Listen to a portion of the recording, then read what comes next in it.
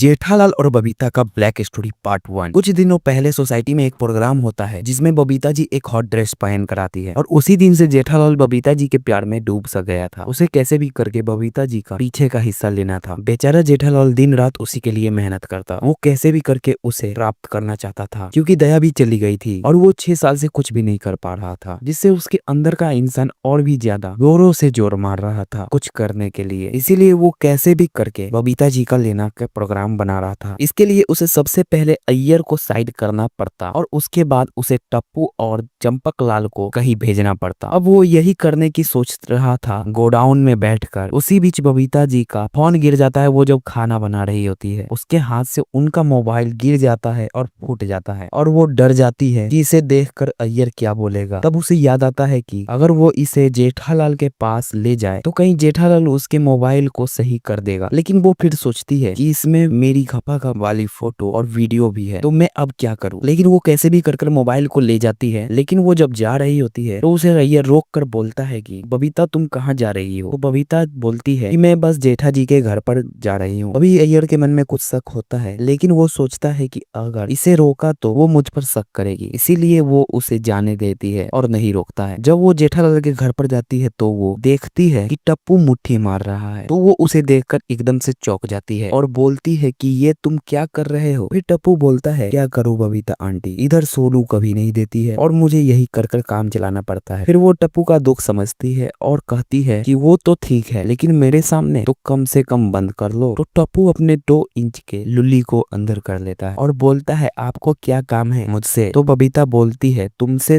तो नहीं है लेकिन तुम्हारे पापा से काम है। टप्पू थोड़ी देर उसे देखता ही रह जाता है, फिर बोलता है कि पापा से क्या काम है। तो बबीता बोलती है तुम गलत मत समझो, मुझे अपना मोबाइल बनवाना था इसीलिए। तो टप्पू बोलता है कि वो तो गोडाउन में है दुकान पर। तो बबीता दुकान के लिए चली जाती है। इधर जेठालाल अपना काम कर रहा था गोडाउन में बैठे बैठे। आगे क्या हुआ इसे जानने के लिए आप पार्ट 2 कमेंट में लिखो और जल्दी से जल्दी चैनल को सब्सक्राइब करो और वीडियो पर 100 लाइक का एम जल्दी से जल्दी कंप्लीट करो।